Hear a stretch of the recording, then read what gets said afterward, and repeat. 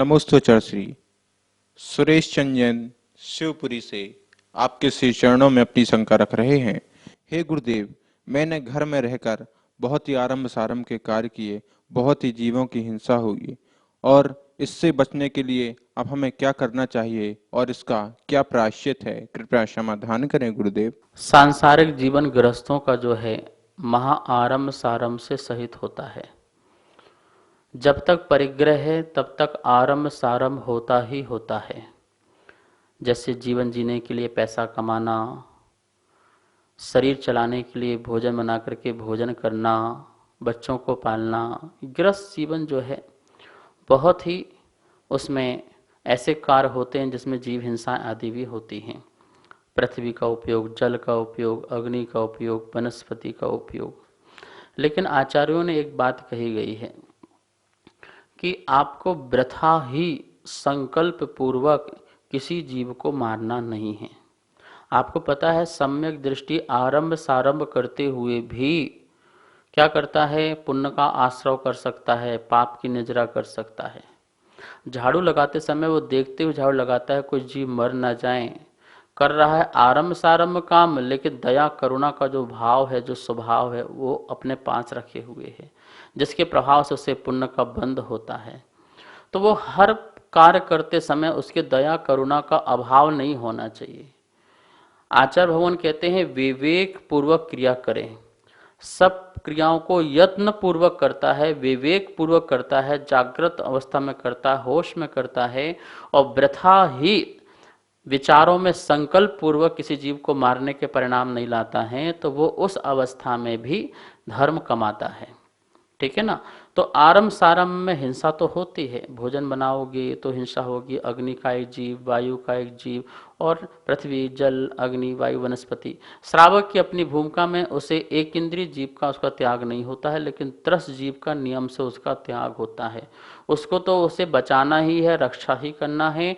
और एक इंद्रिय संबंधी जो ये उपयोग हैं, इनमें भी हमें अनर्थ दंड जैसे कार्य नहीं करना है जिससे बहुहिंसा होती है। आप विवेक से कार्य करेंगे, जागृति से कार्य करेंगे तो बहुत सारी हिंसाओं से बच सकते हैं। और उसके लिए आपको पश्चाताप भी होना चाहिए। ऐसा नहीं कि उसमें आनंद आना चाहिए। गृहस्थ के कार्य करने में आनंद नहीं है, ये तो करना पड़ते हैं, ऐसा परिणाम हो। और उसके लिए आलोचना पाठ पढ़ें, शाम को आलोचना पाठ करें, आलोचना करें, हे प्रभु ये आरंभ सारंभ कब छूटे, ये कैसा मेरा उदय है कि मुझे इस संसार के कार्य करना पड़ रहे हैं, मैं तो महामुनि बनने, आर्यका बनने आया हुआ हूँ। इस प्रकार के विचार करें, ठीक है ना। और सुबह भी प्रातः काल में आप आलोचना पाठ करें, आत्मा आलोचना करें। तो जितना आपको पश्चाताप होते जाएगा और उसका प्रायश्चित लेते जाएंगे, मन ही मन संकल्प करते जाएंगे, मैं अब आगे नहीं करूँगा, फिर भी हो जाता है। पर ऐसा बोलना, ऐसा करना है आपको, जिससे आपके संस्कार आत्मा में पड़े रहें छोड़ने के, कि ये आरंभ सारंभ मुझे छोड़ना ही छोड़ना है। ऐसे विचार रहे तो आप निश्चित ही इन हिंसाओं के पाप से बच जाएंगे और पुण्य के भागी बन जाएंगे और आगे चलकर अपना कल्याण भी कर सकेंगे। नमोस्तोचर श्री शोभित जैन कोलकाता से आपके श्री चरणों में अपनी शंका रख रहे हैं। इनका पूछना है, हे गुरुदेव, दुख का मूल कारण क्या है और उससे बचने का क्या उपाय है, कृपया समाधान करें गुरुदेव। आगम ग्रंथों में दुख का मूल कारण बताया है अज्ञान। अज्ञान की दशा ही दुख का मूल कारण है। जब तक वह ज्ञानी नहीं बनता है, अर्थात मिथ्यात्व को छोड़कर के सम्यक दृष्टि नहीं बनता है, तब तक वह महादुखी रहता है। अज्ञान के काल में यह व्यक्ति जो है पर से ही अपने को सुखी मानता है और पर से ही अपने को दुखी मानता है। शरीर सही है तो सुखी है, शरीर सही नहीं है तो दुखी है। भोग साधन मिल गए तो सुखी है और भोग साधन नहीं मिले तो दुखी है।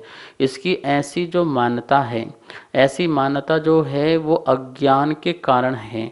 यदि वो अज्ञान दूर हो जाए तो सुखी हो सकता है। अब अज्ञान को दूर करने के क्या उपाय हैं?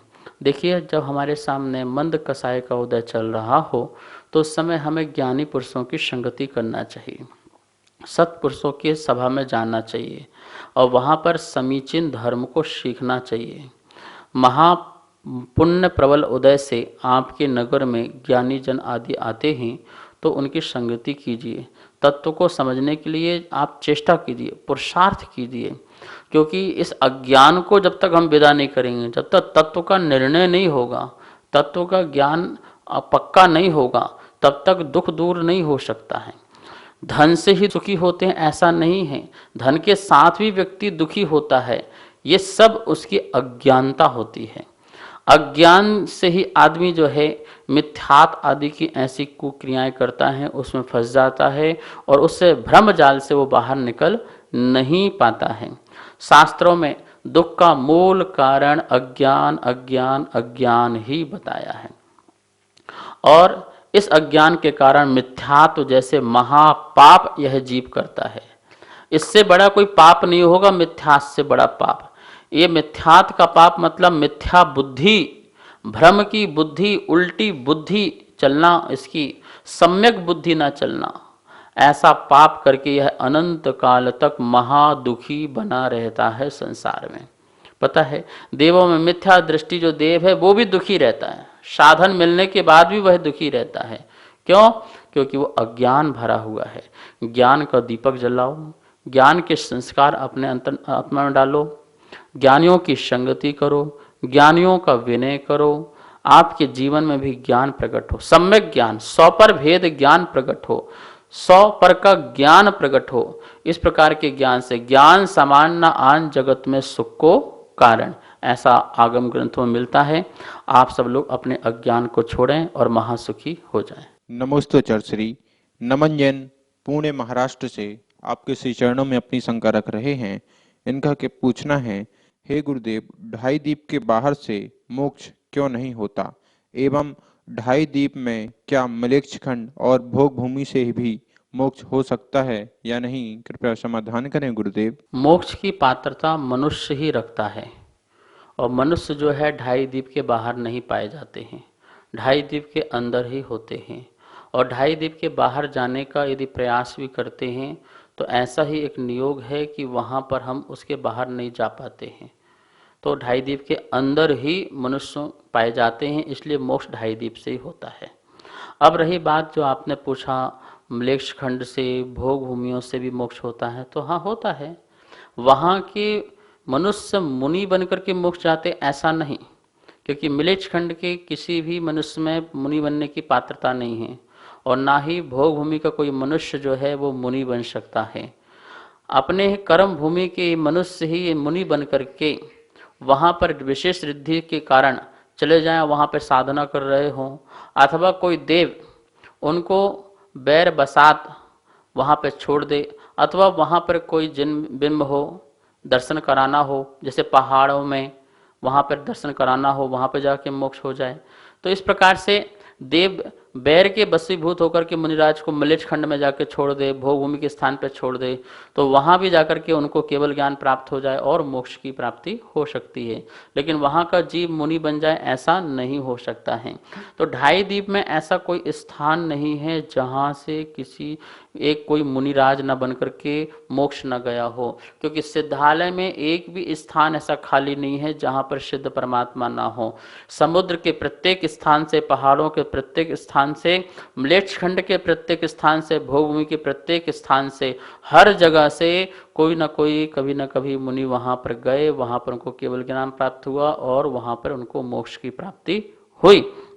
इस प्रकार से अपन देखेंगे कि कर्म भूमि का जो मनुष्य है वही पात्रता रखता है मोक्ष जाने की। कर्म भूमि में भी चौथे काल में भरत और ऐरावत में, और विदेह क्षेत्र में सदा चौथा काल रहता है, तो हमेशा वहाँ के मनुष्य जो है मुनि बन के मोक्ष जा सकते हैं। इस प्रकार से मनुष्य की पात्रता और ढाई दीप के हर स्थान से मोक्ष जाने की योग्यता जीव रखता है।